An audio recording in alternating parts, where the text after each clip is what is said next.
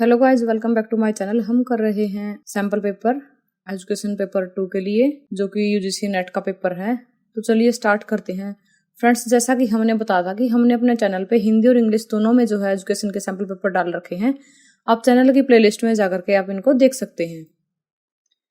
Question number first है, read the following two list of item. देखिए यहाँ पे दो लिस्ट गिवन है, उनके आइटम को आपने रीड करना है और आपने मैच करना है कि कौन सा करेक्ट है। तो देखिए फ्रेंड्स, ये है लिस्ट और ये है आइटम। अब हमने इनको मैच करना है। लिस्ट 1 में दिया गया है हिस्टोरिकल रिसर्च, एक्शन रिसर्च, सर्वे रिसर्च, एक्सपेरिमेंटल रिसर्च, और लिस्ट 2 में है current status, control of variable, natural setting, local problem और पास्ट ओरिएंटेड। फ्रेंड्स, इसको हमने मैच करना है। ये हमारे कोड गिवन है। तो देखिए इनमें से कौन सा जो कोड है वो इसके लिए बेस्ट सूट करता है। तो देखिए फ्रेंड्स, आप इसको अच्छे से पढ़ लीजिए कि जो हिस्टोरिकल रिसर्च है वो किस यूज की जाती है, या हिस्टोरिकल रिसर्च एक कैसी रिसर्च होती है। हिस्टोरिकल रिसर्च होती है वो पास्ट ओरिएंटेड रिसर्च होती है। और एक्शन रिसर्च कैसी रिसर्च होती है, सर्वे रिसर्च कैसी रिसर्च होती है। फ्रेंड्स, ये सारी की सारी क्या हमने मैच करनी है। तो देखिए अगर एग्जाम में ऐसी चीजें पूछ ली जाती है तो आप कई बार जो है यहीं से देख के आंसर को टिक कर सकते हैं। जैसे हिस्टोरिकल रिसर्च यहाँ पे पास्ट ओरिएंटेड है, ठीक है।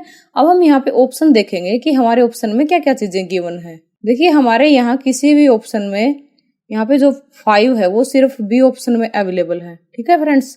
तो इसी को देख करके हम एक दो चीजें और मैच कर लेते हैं कि जो एक्शन रिसर्च होती है वो क्या होती है। तो जो एक्शन जो रिसर्च होती है वो क्या होती है, लोकल प्रॉब्लम के लिए होती है। तो हमारी दो चीजें मैच कर गई, लेकिन यहाँ पे दूसरा कोई भी और ऑप्शन ऐसा मैच करता हुआ नहीं है। तो फ्रेंड्स, हमारा राइट जो ऑप्शन होगा वो बी ऑप्शन ही होगा। चलिए नेक्स्ट क्वेश्चन देखते हैं friends. In the context of a survey research, the following steps are taken in a certain order. ये आपके ऑप्शन है फ्रेंड्स। आपने देखना है राइट ऑर्डर कौन सा है।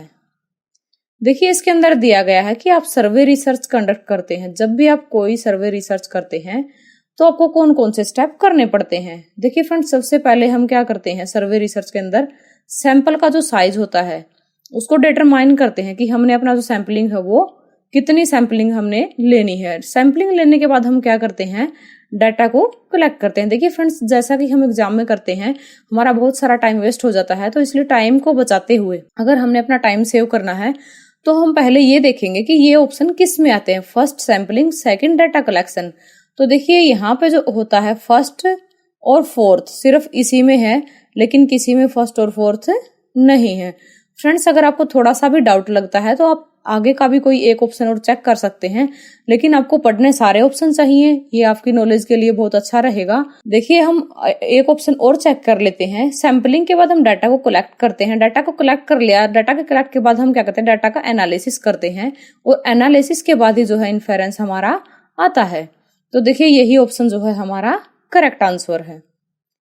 नेक्स्ट क्वेश्चन है, which of the following is a measure of location. देखिए फ्रेंड्स, ये जो क्वेश्चन हमने लिए हैं बहुत इंपॉर्टेंट क्वेश्चन है और आपके एग्जाम में बहुत ज्यादा हेल्पफुल रहेंगे। अगर आप नेट की प्रिपरेशन में लगे हैं, जेआरएफ की प्रिपरेशन में लगे हैं, तो इस वीडियो को देखना ना भूलें।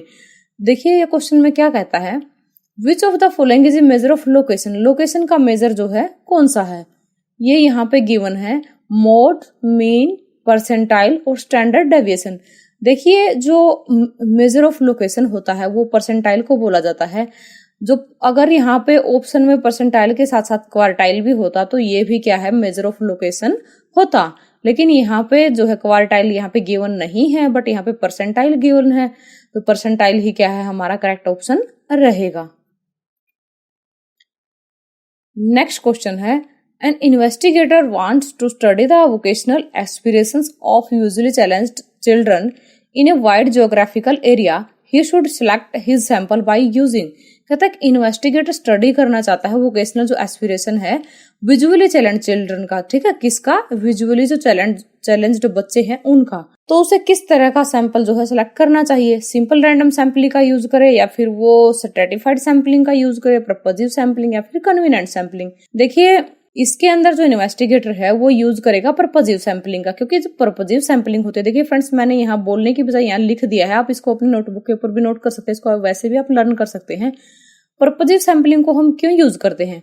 पर्पजिव सैंपलिंग एक ऐसी टेक्निक होती है जब हम किसी भी एरिया के अंदर जो भी हमारा इंटरेस्टेड एरिया है उसके अंदर जब हम काम करते हैं तो देखिए जो हमारी जो यूनिट होती है काम करने की, जिसके ऊपर हम काम करते हैं, वो क्या होते हैं, जैसे पीपल होते हैं या फिर कोई केस होता है, इवेंट होते हैं, सेटिंग्स या कंटेस्ट होते हैं, ठीक है, या फिर प्लेस या साइट्स होती है जिनके अंदर हम इंटरेस्ट रखते हैं रिसर्च करने के लिए, तो उनके ऊपर क्या है ये रिसर्च की जाती है। तो पर्पजिव सैंपलिंग के अंदर जो क्या है, यूजुअली चैलेंज्ड जो चिल्ड्रन है इनके ऊपर हम रिसर्च कर रहे हैं। तो देखिए यहाँ पे क्या होगी, पर्पजिव सैंपलिंग का हम यूज करेंगे। नेक्स्ट क्वेश्चन है, the distribution of a large number of means based on samples of the sample size selected from the same population is known as. कहते हैं जो डिस्ट्रीब्यूशन है large number of sample mean का और वो sample जो select किया गया सेम पॉपुलेशन से, तो उसको क्या कहेंगे। ये ऑप्शन है आपके सामने, normal distribution, sampling distribution, standard distribution, rectangular distribution. तो फ्रेंड्स इसको हम कहेंगे सैंपलिंग डिस्ट्रीब्यूशन, ठीक है। नेक्स्ट क्वेश्चन है, two variable X and Y are correlated, this mean that the two variables, देखिए एक्स और वाई दोनों के दोनों कोरिलेटेड है, तो इसका क्या मतलब है, ठीक है।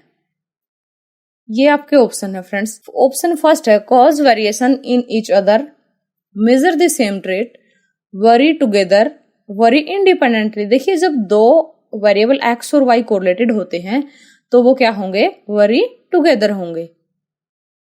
नेक्स्ट क्वेश्चन है, when the questions are presented to the respondent in a face to face situation and the investigator fill out the query rather than the subject, it is known as. Options आपके सामने हैं, N inventory, ए questionnaire, ए schedule, ए test. तो friends इसको हम कहेंगे ए schedule.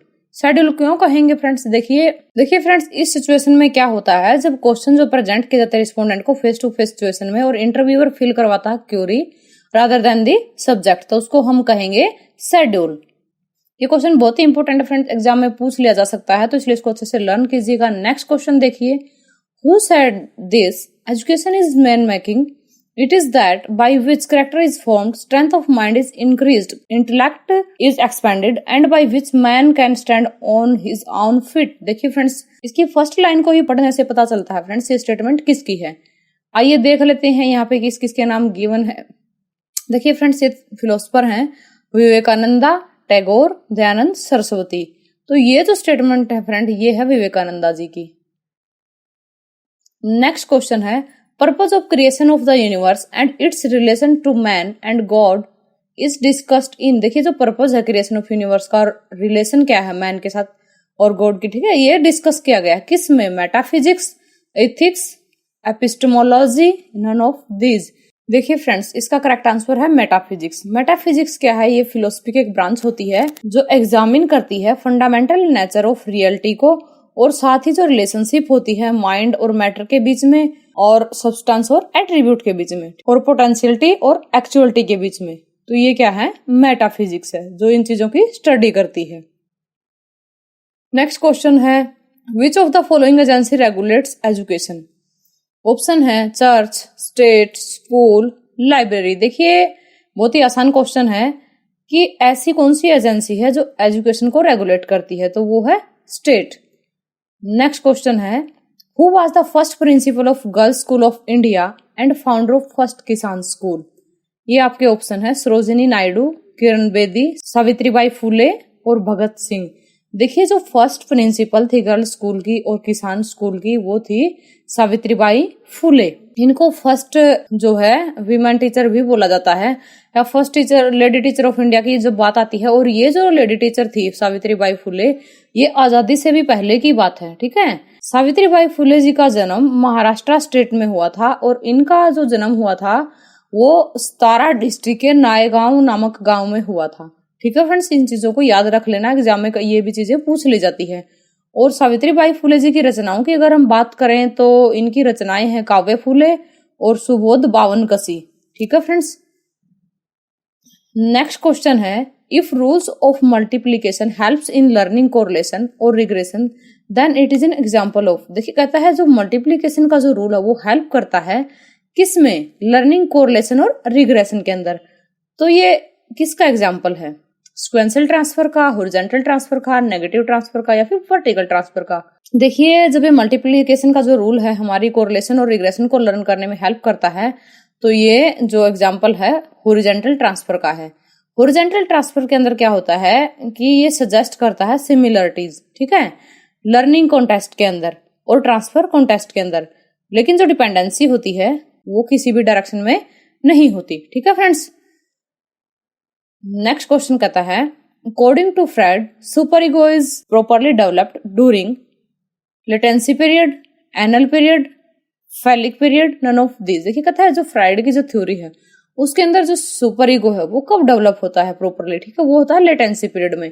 और ये जो लेटेंसी पीरियड होता है फ्रेंड्स ये 6 to प्यूबर्टी तक होता है। प्यूबर्टी को आप 12 ईयर भी बोल सकते हैं कि जब तक बच्चे किशोरावस्था के अंदर प्रवेश करते हैं तब तक ये लेटेंसी पीरियड चलता है, जिसके अंदर बच्चे के अंदर जो सुपर ईगो है वो प्रॉपरली डेवलप हो जाता है। नेक्स्ट क्वेश्चन है individual psychology of personality was given by. देखिए जो इंडिविजुअल साइकोलॉजी थी पर्सनैलिटी की वो किसके द्वारा दी गई थी? एडलर, जंग, आइसेंक, नन ऑफ दीज। ये जो थ्योरी थी ये दी गई थी एडलर के द्वारा, ठीक है। देखिए फ्रेंड्स एडलर की थ्योरी क्या कहती है कि जो हर एक पर्सन है उसके अंदर सेंस ऑफ इन्फीरियरिटी होता है, ठीक है, और एडलर बिलीव करते हैं कि ये जो ड्राइव है ये मोटिवेटिंग फोर्स है, यानी कि आदमी को ये मोटिवेट करता है किसी भी कार्य को करने के लिए। और बिहाइंड ह्यूमन बिहेवियर, जो ह्यूमन का जो बिहेवियर है उसके पीछे क्या है, एक मोटिवेटिंग फोर्स है जिसको मोटिवेट करता है, जिससे व्यक्ति जो अच्छे से काम करता है और उसके इमोशंस को भी मोटिवेट करता है और उसके जो थॉट्स होते हैं उनको भी ये क्या है मोटिवेट करता है। कई बार इन चीजों में से भी जो है एग्जाम में क्वेश्चन पूछ लिया जाता है फ्रेंड्स, इनको भी अच्छे से याद कर लीजिएगा कि एडलर की थ्योरी के अंदर जो है ये जो ड्राइव है वो किस किस के लिए मोटिवेटिंग फोर्स का काम करता है। तो ऑप्शन में आपको दे सकते हैं behind human behaviour, emotion and thoughts, और इसके अलावा 2 ऑप्शन और हो सकते हैं, तो इसमें आपको चूज करना है कि कौन सा करेक्ट रहेगा। तो अगर आप ये क्वेश्चन अच्छे से ध्यान से पढ़ लेते हैं तो आपके लिए नेक्स्ट क्वेश्चन करना भी बहुत ही आसान हो जाएगा, जो एडलर की थ्योरी पे बन के आ सकता है एग्जाम में। नेक्स्ट क्वेश्चन है which of the following theories is most quantitatively measurable? Pavlov's, Skinner's, Hull's, none of these. देखिए फ्रेंड्स कौन सी थ्योरी है जिसको क्वांटिटेटिवली मेजर किया जा सकता है? तो ये है हल की थ्योरी। हल ने क्या किया था फ्रेंड्स? हल ने एक मोटिवेशन की थ्योरी दी थी, ठीक है फ्रेंड्स, इसको याद रखना। हल की थ्योरी क्या मोटिवेशन की थ्योरी है जिसको क्वांटिटेटिवली हम मेजर कर सकते हैं। नेक्स्ट क्वेश्चन है maladjusted children are mostly found. Maladjusted जो चिल्ड्रन होते हैं वो कहाँ पाए जाते हैं? ये आपके ऑप्शन है फ्रेंड्स, ब्रोकन फैमिलीज और यूनिटरी फैमिलीज, पुअर और joint families, both of this या नन ऑफ दिस। देखिए फ्रेंड्स जो माल एडजस्टेड चिल्ड्रन होते हैं वो ब्रोकन फैमिली और यूनिटरी फैमिलीज के अंदर पाए जाते हैं। नेक्स्ट क्वेश्चन है theory of generalization is similar to the theory of. देखिए जनरलाइजेशन की जो थ्योरी है वो किसके सिमिलर है? ट्रांसपोजिशन के सिमिलर है, आइडेंटिकल एलिमेंट्स के, बोथ ऑफ दिस और नन ऑफ दिस। देखिए ये क्वेश्चन भी बहुत ही इंपॉर्टेंट है। थ्योरी ऑफ जनरलाइजेशन एग्जाम में पूछ लिया जाता है, कई बार इसको जो है मैचिंग टाइप क्वेश्चन में भी दे दिया जाता है। तो थ्योरी ऑफ जनरलाइजेशन की जो है आइडेंटिकल एलिमेंट के सिमिलर है ये थ्योरी।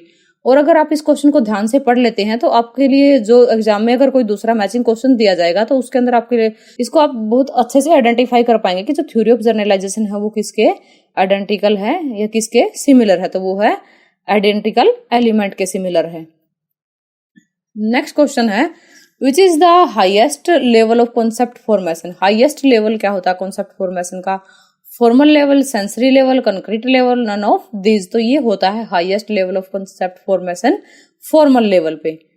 नेक्स्ट क्वेश्चन है which of the following is the apex body in the area of teacher education in India? UGC, MHRD, NCTE, NCERT. तो फ्रेंड्स ये अपेक्स बॉडी जो है area of teacher education in India के अंदर वो है, इसका करेक्ट आंसर होगा एनसीटीई। फ्रेंड्स कई बार इनकी एग्जाम में फुल फॉर्म भी पूछ ली जाती है। तो एनसीटीई क्या होती है? National council for teacher education. UGC क्या होती है? University grant commission. एमएचआरडी क्या होती है friends? Ministry of human resource development. NCERT क्या होती है? National council of education and research and training.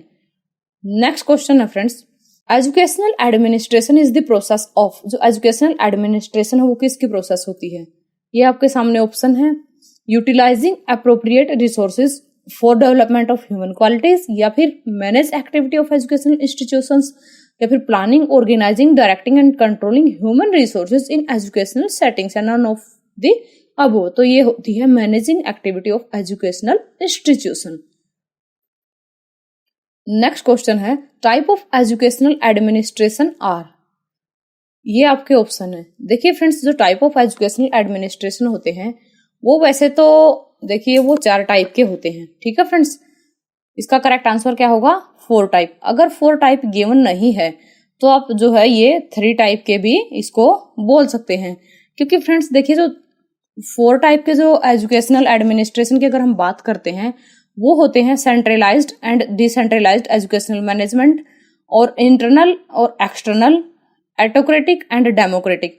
लेकिन फ्रेंड्स जो सबसे लास्ट का आता है एजुकेशनल एडमिनिस्ट्रेशन के अंदर वो होता है क्रिएटिव एजुकेशनल मैनेजमेंट। ये जो क्रिएटिव है ये एक न्यू कंसेप्ट है फ्रेंड्स।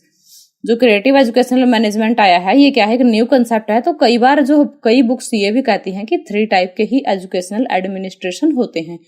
बट अगर फ्रेंड्स क्वेश्चन के अंदर 4 टाइप भी गिवन है तो आपको 4 टाइप के ऊपर ही क्लिक करना है, ठीक है। फिर आपके लिए ये ऑप्शन रॉन्ग रहेगा, ठीक है फ्रेंड्स। नेक्स्ट क्वेश्चन है modern concept in educational administration is. जो मॉडर्न कंसेप्ट है एजुकेशनल एडमिनिस्ट्रेशन के अंदर वो कौन सा है? तो देखिए इनमें क्या दिया गया है, ऑटोक्रेटिक, डेमोक्रेटिक, लेजिस्लेटिव एडमिनिस्ट्रेशन और नन ऑफ द अबव। तो मॉडर्न कंसेप्ट इसके अंदर होगा डेमोक्रेटिक एडमिनिस्ट्रेशन। और ये डेमोक्रेटिक एडमिनिस्ट्रेशन किसके सेंस पे है फ्रेंड्स? ये जब हम बात करते हैं 3 लेवल की, जैसे कि हमने पिछले क्वेश्चन में पढ़ा था, अगर हम कहते हैं कि जो एजुकेशनल एडमिनिस्ट्रेशन होता है उसके 3 टाइप होते हैं। अगर हम बात करते हैं 3 टाइप में से, तो अगर 3 टाइप की बात करें तो तब ये डेमोक्रेटिक एडमिनिस्ट्रेशन जो है मॉडर्न कंसेप्ट है। अदरवाइज अगर हम बात करते हैं 4 टाइप्स की, तो 4 टाइप के अंदर जो क्रिएटिव एजुकेशनल मैनेजमेंट है और या क्रिएटिव जो एडमिनिस्ट्रेशन है वो क्या होगा? आपका मॉडर्न कंसेप्ट होगा। नेक्स्ट क्वेश्चन है management is a social as well as desk process. ये ऑप्शन आपके सामने गिवन है technical, educational, thinking, all of the above. देखिए जो मैनेजमेंट होती है वो सोशल के साथ साथ एक टेक्निकल प्रोसेस भी होती है। देखिए नेक्स्ट क्वेश्चन क्या है, in educational administration legislative administration dash a complete freedom to the group और individual opinions of all the staff honoured power lay with single person all of the. वो देखिए जो एजुकेशनल एडमिनिस्ट्रेशन होती है उसके अंदर जो लेजिस्लेटिव जो एडमिनिस्ट्रेशन होती है उसके अंदर क्या है, कंप्लीट फ्रीडम होती है ग्रुप को और इंडिविजुअल को। Thanks for watching friends. अगर आपको वीडियो अच्छी लगी वीडियो को लाइक करना। अगर आपके और फ्रेंड्स भी इसी फील्ड के अंदर प्रिपरेशन में लगे हैं, इनकी नेट एजुकेशन की प्रिपरेशन कर रहे हैं, तो आप ये वीडियो उनको शेयर कर दीजिएगा। और अगर आप चैनल पे नए हैं तो चैनल को सब्सक्राइब करना न भूलें।